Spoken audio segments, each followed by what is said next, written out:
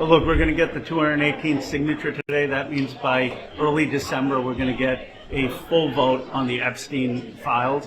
And today there were bombshell emails that came out showing that Jeffrey Epstein and Ghislaine Maxwell had emails about Donald Trump's knowledge of what was going on. So we need a full release of the files. Finally, that's going to happen.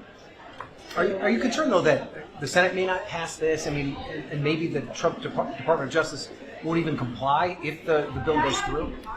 Not if we get a huge vote here in the House. I mean, I believe we're going to get 40, 50 Republicans voting with us on the release. And if we get that kind of overwhelming vote, that's going to push the Senate, and it's going to push for a release of the files from the Justice Department. And then on the shutdown, how concerned?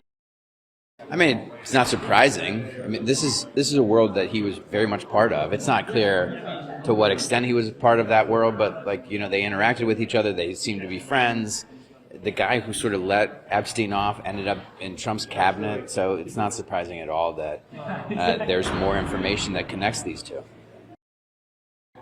I mean, my sense is that it helps with the ongoing interest and transparency. Like, most people want to see full transparency, and the fact that days after Trump was told he was in the Epstein files, he then went and fired these prosecutors who were handling the case at DOJ and removed them from the building and their offices.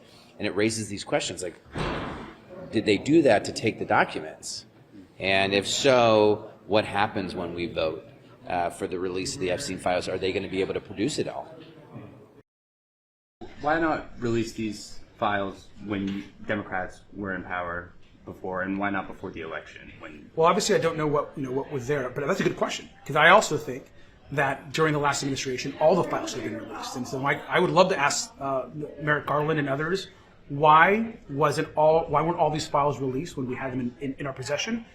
What I know today is that Donald Trump is a president, and he campaigned on releasing all the Epstein files, obsessed about it. His vice president obsessed about it. And now the White House is involved in a massive cover-up, and we want to know why won't they release the files. All of this can get solved right now if they release all the files. Do you think